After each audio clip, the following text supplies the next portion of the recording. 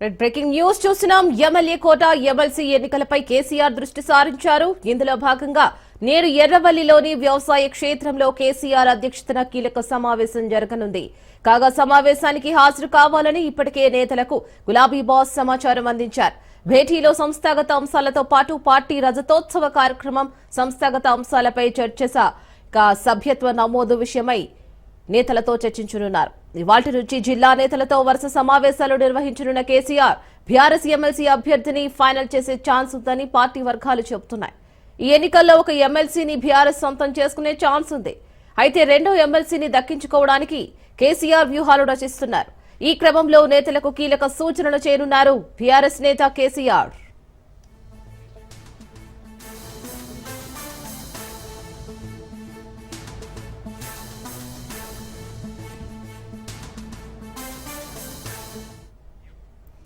Breaking news చూస్తున్నాం. MLA కోట MLC ఎన్నికలపై కేసీఆర్ దృష్టి సారించారు. ఇందులో భాగంగా నేడు ఎర్రవల్లిలోని వ్యవసాయ క్షేత్రంలో కేసీఆర్ అధ్యక్షతన కీలక సమావేశం జరగనుంది. కాగా సమావేశానికి హాజరు కావాలని ఇప్పటికే నేతలు గులాబీ బాస్ సమాచారం అందించారు. భేటీలో సంస్థాగత అంశాలతో పాటు పార్టీ రజతోత్సవ కార్యక్రమం, సంస్థాగత అంశాలపై చర్చ, సభ్యత్వ నమోదు విషయమై కూడా నేతలతో చర్చించున్నారు. మరి దీనిపై మరిన్ని అప్డేట్స్ మా ప్రతినిధి సైదులు అందిస్తారు. సైదులు. రీనా, ఈ రోజు మధ్యాహ్నము ఎర్రవల్లి వ్యవసాయ క్షేత్రంలో మాజీ ముఖ్యమంత్రి కేసీఆర్ అధ్యక్షతన కీలక సమావేశం జరగనుంది. ఈ సమావేశంలో అనేక అంశాలు నాయకులతోటి కేసీఆర్ చర్చించనున్నారు. ముఖ్యంగా ఎమ్మెల్యే కోట ఎమ్మెల్సీ అభ్యర్థి ఎన్నికపైన ఈ చర్చ ఉంటున్నట్లుగా కూడా మనకి పార్టీ వర్గాల ద్వారా సమాచారం. ఎందుకంటే సంఖ్యాబలాన్ని బట్టి ఎమ్మెల్యే కోటలో ఎమ్మెల్సీ బీఆర్ఎస్ పార్టీకి ఒకే ఒక ఎమ్మెల్సీ దక్కే అవకాశం ఉన్న నేపథ్యంలో అది ఎవరికిస్తే బాగుంటుందన్న దానిపైన కూడా కేసీఆర్ నాయకులతోటి చర్చిస్తారని చెప్పేసి కూడా మనకైతే తెలుస్తుంది. దానిలో భాగంగా ఎస్సీ సామాజిక వర్గం నుంచి ఆర్ఎస్ ప్రవీణ్ కుమార్ పేరు తెరపైకి వచ్చింది. దాని తర్వాత ఎస్టీ సామాజిక వర్గం నుంచి మాజీ మంత్రి సత్యవతి రాథోడ్ గాని, లేదంటే బీసీ సామాజిక వర్గం నుంచి ఆలేరు మాజీ ఎమ్మెల్యే బూడిద భిక్షమయ్య గౌడ్, మాజీ మంత్రి జోగు రామన్న, ఇక్కడ గ్రేటర్ హైదరాబాద్ నుంచి ఖైరతాబాద్ ఎమ్మెల్యేగా కంటెస్ట్ చేసినటువంటి దాసోజు శ్రావణ్. సో ఇలా ముగ్గురు పేర్లు బీసీ సామాజిక వర్గం నుంచి వినిపిస్తాయి. అయితే కేసీఆర్ ఎవరి పేరు ప్రకటిస్తారనేది కూడా కొంత ఆసక్తి నెలకొంది. ఉద్యమకారులు కూడా కొంతమంది ఎమ్మెల్యే కోట ఎమ్మెల్సీ అభ్యర్థిగా మాకు అవకాశం ఇవ్వండి అని చెప్పేసి కూడా కొందరు ఆశావులందరూ కూడా కేసీఆర్ చుట్టూ ప్రదర్శనలు చేస్తున్నట్టుగా కూడా మనకైతే సమాచారం. దానిలో భాగంగా ఈ రోజు నాయకులతోటి చర్చించిన తర్వాత అభ్యర్థి పేరు రేపు లేదా ఎల్లుండి ప్రకటించే అవకాశం అయితే ఉంది. ఎందుకంటే మార్చి 10న నామినేషన్ల ప్రక్రియ పూర్తవుతుంది కాబట్టి మార్చి 10 లోపు నామినేషన్ వేయాలి కాబట్టి సో ఖచ్చితంగా రేపు లేదా ఎల్లుండి ఖచ్చితంగా అభ్యర్థి ప్రకటన ఉండే అవకాశం అయితే కనిపిస్తుంది. ఇక వీటితో పాటుగా సంస్థాగతంగా పార్టీ బలోపేతం చేయాలని కేసీఆర్ మొన్న జరిగినటువంటి సమావేశంలో పార్టీ కార్యవర్గ సమావేశంలో చర్చించారు కాబట్టి దానిపైన కమిటీలు ఏర్పాటు చేసి కమిటీలకి బాధ్యతగా ఎవరిని వస్తే బాగుంటుంది దానిపైన కూడా నిర్ణయం తీసుకునే అవకాశం అయితే ఉంది. ఇక ఏప్రిల్ 27కి 25 సంవత్సరాలు అవుతుంది కాబట్టి పార్టీ ఆవిర్భవించి సిల్వర్ జూబ్లీ వేడుకలు ఘనంగా నిర్వహించేందుకు కూడా సిద్ధమవుతున్నారు. దానిలో భాగంగా ఏప్రిల్ 27 తారీఖు ఒక భారీ బహిరంగ సభ ఏర్పాటు చేయాలని చెప్పేసి ఆనాడు కేసీఆర్ చెప్పారు కాబట్టి సో అది ఎక్కడ బహిరంగ సభ పెడితే బాగుంటుందని దానిపైన కూడా ఈ రోజు చర్చకొచ్చే అవకాశం అయితే కనిపిస్తుంది. ఇక వీటితో పాటుగా ఇటు సభ్యత్వ నమోదు పైన కూడా గ్రామ స్థాయి నుంచి రాష్ట్ర స్థాయి వరకు కూడా అమలు చేయాలని చెప్పేసి దాన్ని పటిష్టంగా తీసుకొని ముందుకెళ్లాలని చెప్పేసి నాయకులకు, శ్రేణులకు ఆ రోజు కేసీఆర్ ఒక దిశానిర్దేశం చేశారు కాబట్టి పార్టీకి సంబంధించినటువంటి సభ్యత్వ నమోదు కూడా ఒక కమిటీ ఏర్పాటు చేయాలని చెప్పేసి భావిస్తున్నారు. ఆ కమిటీలో ఎంతమంది ఉండాలని దానిపైన కూడా ఈ రోజు చర్చకొచ్చే అవకాశం కనిపిస్తుంది. ఈ రోజు మధ్యాహ్నము కొందరు ముఖ్య నేతలతోటి కేటీఆర్ లంచ్ తర్వాత ఈ సమావేశం ఏర్పాటు చేస్తున్నట్టుగా కూడా మనకి పార్టీ వర్గాల సమాచారం. Right Saitulu, thank you.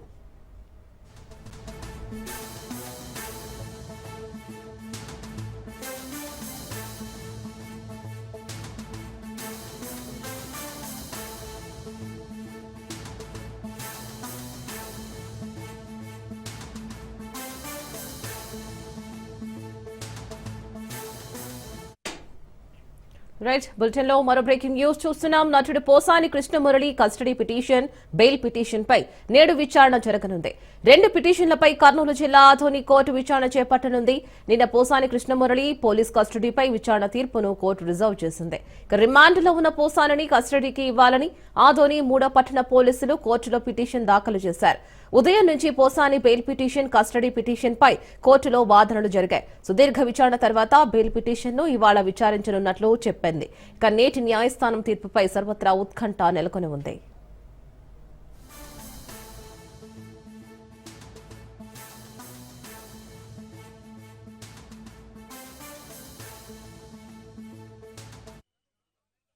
Right, దీని మీద మరిన్ని అప్డేట్స్ మా ప్రతినిధి క్రాంతి అందిస్తారు. క్రాంతి, చెప్పండి, మరి పోసాని కస్టడీ వెనుక ఈ రోజు న్యాయస్థానం తీర్పు సర్వత్రా ఉత్కంఠ నెలకొని ఉంది. ఆ తీర్పు ఎలా ఉండబోతుంది? పోసాని కృష్ణమురళి పైన రాష్ట్ర వ్యాప్తంగా వివిధ పోలీస్ స్టేషన్లో నమోదైన 5 కేసులని కొట్టేయాలని కోరుతూ శ్రీనాథుడు మాజీ వైసీపీ నేత పోసాని కృష్ణమురళి దాఖలు చేసిన స్క్వాష్ పిటిషన్ పైన హైకోర్టులో నిన్న విచారణ జరిగింది. ఆదోని పోలీసులు నమోదు చేసిన కేసులో ఇప్పటికే పీటీ వారెంట్ అమలైనందున స్క్వాష్ పిటిషన్ ని హైకోర్టు కొట్టివేసిన పరిస్థితి అయితే ఉంది. ఇక విశాఖలోని పద్మనాభం పోలీస్ స్టేషన్, ఉమ్మడి చిత్తూరు జిల్లా సూళ్లూరుపేట, శ్రీకాకుళం జిల్లాలోని పాతపట్నం, అనంతపురం పిఎస్ లో నమోదైన కేసుల్లో పిటిషనర్ చేసిన వ్యాఖ్యలు, పోస్టులకు సంబంధించి వివరాలు ఇచ్చేందుకు అడిషనల్ అడ్వకేట్ జనరల్ సమయం కోరడంతో తదుపరి విచారణ న్యాయస్థానం సోమవారానికి వాయిదా వేసిన పరిస్థితి ఉంది. ఇప్పటి వరకు కూడా అప్పటి వరకు కూడా తొందరపాటు చర్యలు తీసుకోవద్దంటూ కూడా పోలీసులకి స్పష్టం చేసిన పరిస్థితి ఉంది. ఇక ఈ 4 కేసుల్లో విషయంలో బిఎన్ఎస్ సెక్షన్ 35(3) మేరకు నడుచుకోవాలంటూ కూడా పోలీసులకి ధర్మాసనం ఆదేశాలు అయితే జారీ చేయడం జరిగింది. ఇక పోసాని పోలీస్ కస్టడీ విచారణ తీర్పు నేపథ్యంలో తీర్పు కర్నూలు జిల్లా ఆదోని కోర్టులో రిజర్వ్ చేసింది. రిమాండ్ లో ఉన్న పోసానిని కస్టడీకి ఇవ్వాలంటూ 3వ పట్టణ పోలీసులు పిటిషన్ అయితే వేయడం జరిగింది. ఉదయం నుంచి బెయిల్ పిటిషన్, అదేవిధంగా కస్టడీ పిటిషన్ పైన కోర్టులో వాదోపవాదాలు జరిగినాయి. ఇక సుదీర్ఘ విచారణ తర్వాత బెయిల్ పిటిషన్ పైన కోర్టు రేపటికి వాయిదా వేయగా పాటు పోలీసు కస్టడీకి సంబంధించి తీర్పు రిజర్వ్ అయితే చేసింది. కస్టడీ అనుమతిస్తే న్యాయవాదుల సమక్షంలో ఎస్పీ కార్యాలయంలో కానీ డిఎస్పీ కార్యాలయంలో కానీ అనుమతి ఇవ్వాలంటూ కూడా పోసాని తరఫున న్యాయవాదులు కోర్టుకి తెలిపిన పరిస్థితి ఉంది. మొత్తంగా ఇటు పోసాని కస్టడీ, అదేవిధంగా బెయిల్ పిటిషన్ కి సంబంధించి బెయిల్ వస్తుందా రాదా, లేదా కస్టడీకి ఇస్తుందా న్యాయస్థానం, న్యాయమూర్తి తీర్పు ఏ రకంగా ఉంటుందనేది కూడా కొంత ఉత్కంఠభరితంగా మారిన పరిస్థితి అయితే ఉంది. Right Kranti, thank you.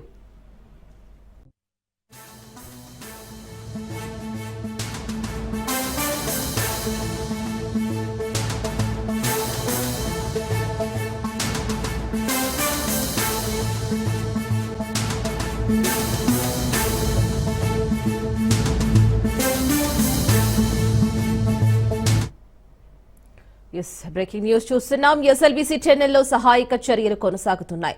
14వ రోజు రెస్క్యూ ఆపరేషన్ జరుగుతోంది. అయితే ప్రస్తుతం రంగంలోకి కేరళ పోలీసులు జాగిలాలు దిగారు. మరోవైపు మినీ ప్రొక్లెయిన్తో తవ్వకాలు చేపట్టారు అధికారులు.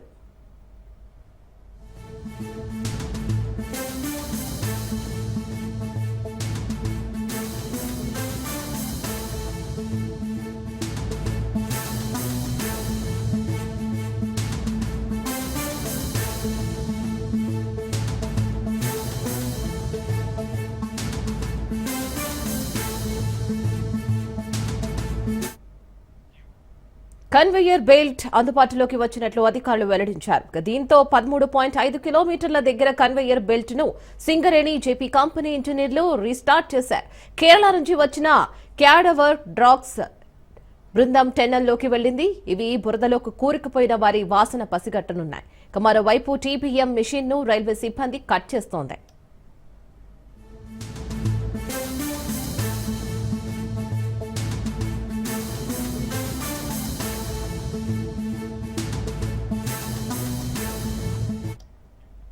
రైట్, బ్రేకింగ్ న్యూస్ చూస్తున్నాం. ఎస్ఎల్బీసీ టెన్నెల్లో సహాయక చర్యలు కొనసాగుతున్నాయి.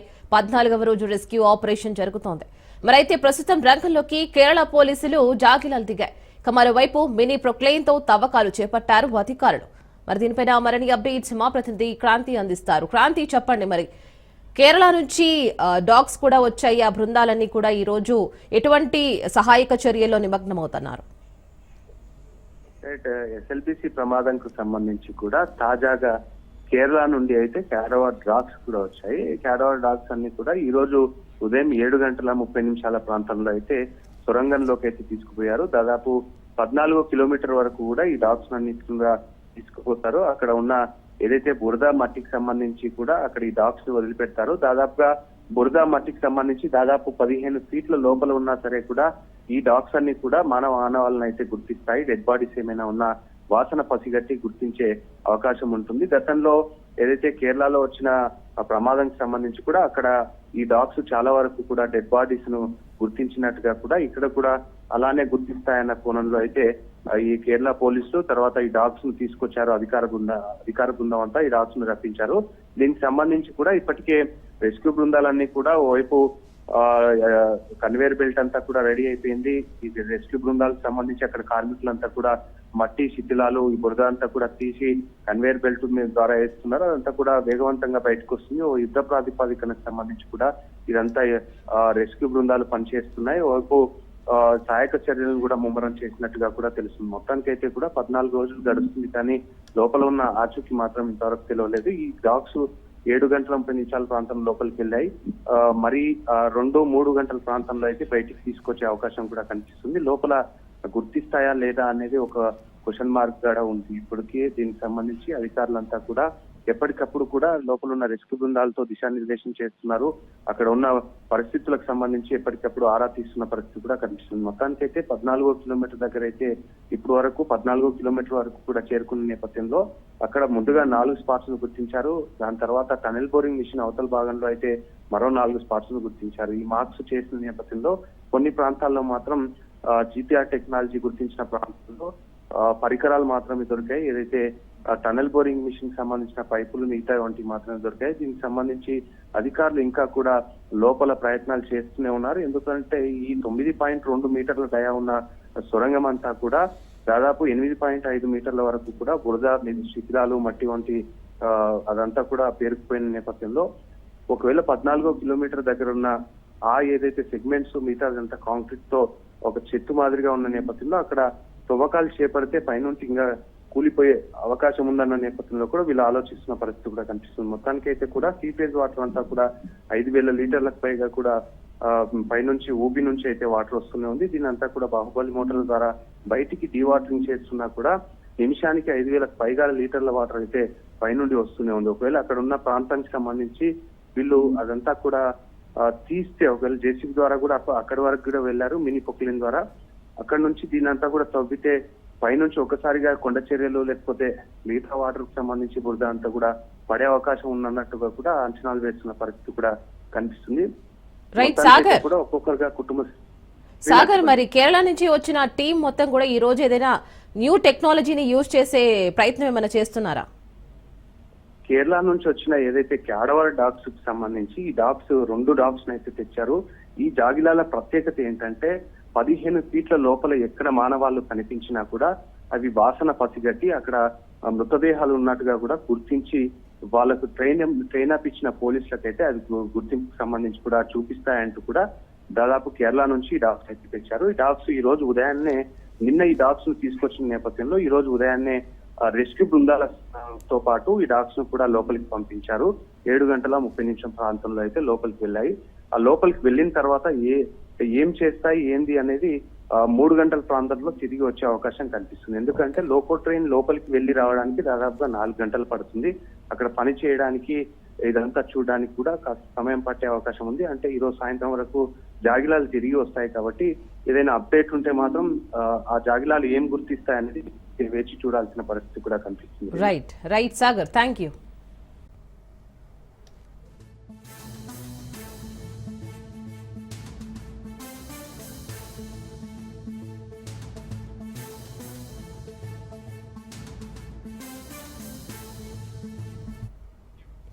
బ్రేకింగ్ న్యూస్ చూస్తున్నాం. హైదరాబాద్ జీడిమెట్ల పారిశ్రామిక వాడలో రామ్రెడ్డి నగర్ లో అగ్ని ప్రమాదం చోటు చేసుకుంది. జగన్నాథ ఇండస్ట్రియల్ అల్యూమినియం మోడలింగ్ కంపెనీలో భారీగా మంటలు ఎగిసిపడ్డాయి. ఘటన స్థలానికి చేరుకున్న ఫైర్ సిబ్బంది మంటలను అదుపులోకి తెచ్చారు. ప్రమాదంపై పోలీసులు కేసు నమోదు చేసుకుని దర్యాప్తు చేస్తున్నారు.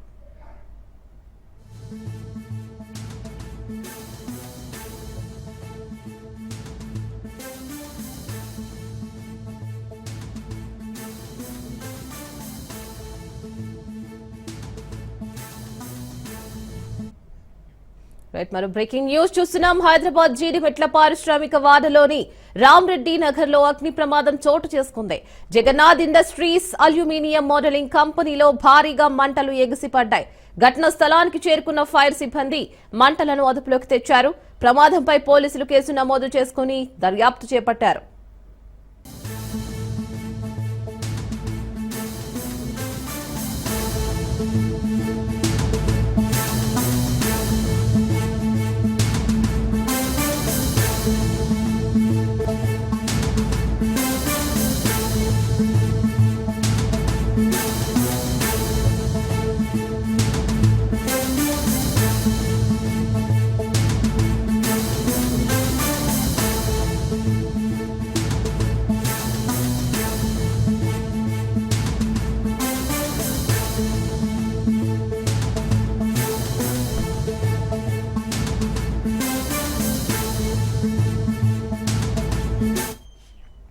రైట్, మరో బ్రేకింగ్ న్యూస్ చూస్తున్నాం. తెలంగాణ సర్కార్ కీలక నిర్ణయం తీసుకుంది. బడ్జెట్ సమావేశాలకు ముహూర్తం ఫిక్స్ చేసింది.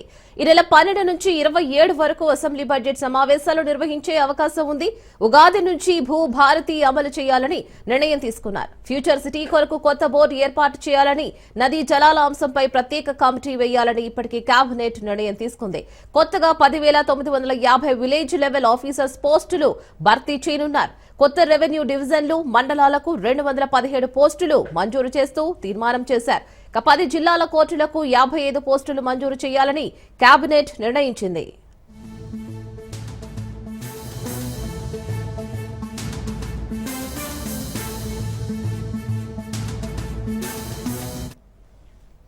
తెలంగాణ సర్కార్ కీలక నిర్ణయం తీసుకుంది. బడ్జెట్ సమావేశాలకు ముహూర్తం ఫిక్స్ చేసింది. ఈ నెల 12 నుంచి 27 వరకు అసెంబ్లీ బడ్జెట్ సమావేశాలు నిర్వహించే అవకాశం ఉంది. ఉగాది నుంచి భూభారతి అమలు చేయాలని నిర్ణయం తీసుకున్నారు. ఫ్యూచర్ సిటీ కొరకు కొత్త బోర్డు ఏర్పాటు చేయాలని, నదీ జలాల అంశంపై ప్రత్యేక కమిటీ వేయాలని ఇప్పటికే కేబినెట్ నిర్ణయం తీసుకుంది. కొత్తగా 10,950 విలేజ్ లెవెల్ ఆఫీసర్స్ పోస్టులు భర్తీ చేయనున్నారు. కొత్త రెవెన్యూ డివిజన్లు, మండలాలకు 217 పోస్టులు మంజూరు చేస్తూ తీర్మానం చేశారు. 10 జిల్లాల కోర్టులకు 55 పోస్టులు మంజూరు చేయాలని కేబినెట్ నిర్ణయించింది.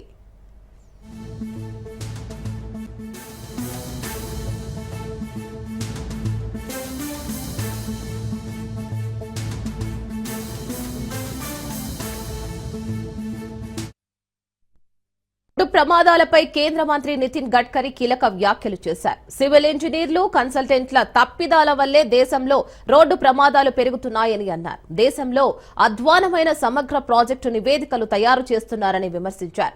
వాటి ప్రణాళిక, రూపకల్పన సరిగ్గా లేకపోవడం వల్ల ప్రమాదాలు పెరుగుతున్నాయని అన్నారు. సివిల్ ఇంజనీర్లు చేస్తున్న చిన్న చిన్న తప్పిదాల వల్లే దేశంలో చాలా వరకు ప్రమాదాలు జరుగుతున్నాయని ఆందోళన వ్యక్తం చేశారు.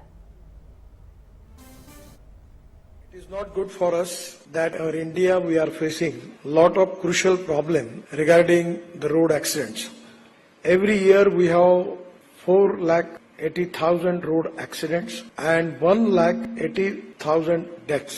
Probably we are highest in the world. Out of these deaths, 66.4%, that is 1,14,000, are in the age group of 18 to 45. And their loss of the GDP, 3% loss in GDP. The loss of young people who are doctors, engineers, and very important young talented, where actually this is to be a great loss for our country. Sometime this is to be going to create a big problem for the families, and the senior people has to face a lot of problem after the deaths of their young talented youth. Particularly considering these accidents and death, the two-wheeler deaths are 77,500, that is 45%. Pedestrian death is 35,000 plus 20%. Deaths due to wrong side driving 9,000. And 10,000 plus deaths in institutional area. And these are the basic reason we are facing the problem for that.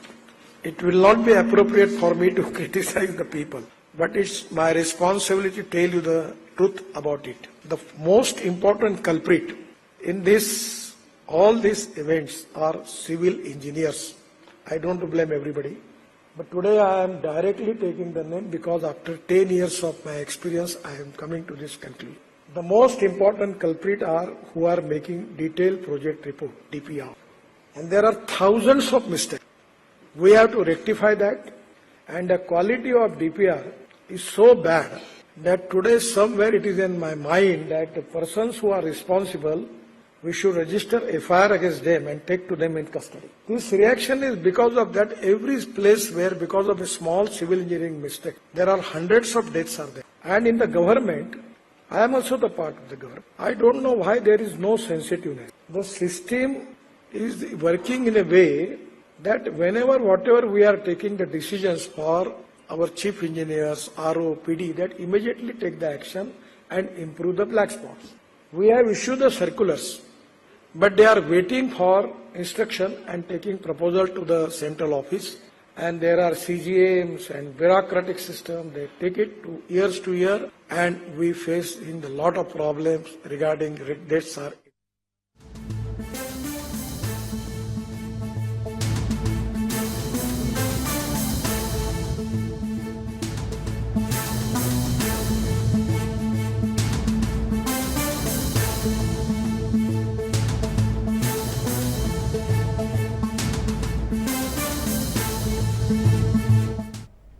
మరో breaking news చూస్తున్నాం. తిరుమలలో drones వినియోగంపై నిషేధం విధించే అవకాశాలు ఉన్నాయి.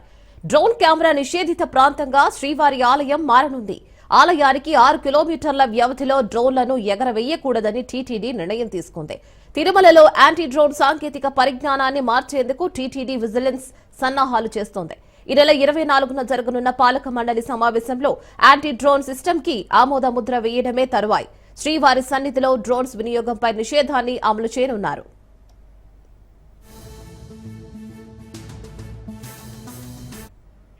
దీనిపైన మరిన్ని అప్డేట్స్ మా ప్రతినిధి సురేష్ అందిస్తారు. సురేష్, రైట్ రీనా, ఏదైతే తిరుమల శ్రీవారి ఆలయ భద్రత కారణాల దృష్ట్యా టీటీడీ మరో కీలక నిర్ణయం తీసుకోబోతుంది. శ్రీవారి ఆలయం చుట్టూ 6 కిలోమీటర్ల మేర వరకు డ్రోన్ నిషేధిత ప్రాంతంగా గుర్తించాలని భావిస్తూ వస్తుంది. ఈ నెల 24 జరిగే పాలక మండలిలో సంబంధించిన ప్రతిపాదన సిద్ధం చేస్తున్న ఆ తర్వాత యాంటీ డ్రోన్ సిస్టమ్ వ్యవస్థని అందుబాటులో తీసుకురావాలని ఆ గతంలో ఉన్న ప్రపోజల్ ని ముందుకు తీసుకెళ్లిపోతున్నారు. ఎందుకంటే గతంలో కూడా 2 సార్లు తిరుమలలో డ్రోన్ కెమెరా శ్రీవారి ఆలయ విజువల్స్ వెలుగులోకి వచ్చాయి. ఆ తర్వాత సెక్యూరిటీ మీద కొంత ఆందోళనకర పరిస్థితి నెలకొంది. ఆ తర్వాత తిరుమల తిరుపతి ఆ సెక్యూరిటీ విభాగం తిరుమలలో యాంటీ డ్రోన్ సిస్టమ్ తీసుకురావాలని భావిస్తూ వస్తుంది. ఎప్పటి నుంచే ప్రతిపాదన ఉన్నప్పటికీ తాజాగా దీనికి అడుగులు పడుతున్నాయి. తిరుమలలో పూర్తిగా డ్రోన్ ని నిషేధించే దిశగా ఆ సెక్యూరిటీ పరంగా ఉన్న చర్యలు కూడా టీటీడీ తీసుకోబోతుంది. ఆ రకంగా ఇప్పటికే బెల్ కంపెనీ వాళ్ళతో భారత్ ఎలక్ట్రిక్ సంబంధించిన వారితో కూడా మాట్లాడి ఉన్నారు. ఆ రకంగా ఈ నెల 24 జరిగే టీటీడీ పాలక మండలి సమావేశం నిర్ణయం తీసుకోబోతున్నారు. తిరుమల మొత్తం కూడా యాంటీ డ్రోన్ సిస్టమ్ తీసుకురావాలి అంటున్నారు. గతంలో కాకులకొండ సమీపంలో ఒక సర్వేకి డ్రోన్ అనుమతించినప్పుడు శ్రీవారి ఆలయ విజువల్స్ వెలుగులోకి వచ్చాయి. అప్పుడు ఆ భద్రత మీద ఆందోళన చెలరేగింది. ఆ తర్వాత తిరుమల తిరుపతి దేవస్థానం స్పందించి ఐఓసీ నిర్ణయం మేరకే అనుమతించాం, శ్రీవారి ఆలయం విలువ తీసుకోవడంలో చర్యలు తీసుకోబోతున్నామని చెప్పింది. ఆ రకంగా తిరుమలలో యాంటీ డ్రోన్ సిస్టమ్ తీసుకురాబోతున్నట్టుగా తాజాగా సమాచారం ఉంది. ఈ నెల 24 బోర్డు మీటింగ్ సమావేశంలో దీన్ని తుది నిర్ణయం తీసుకోబోతున్నారు. Right Suresh, thank you.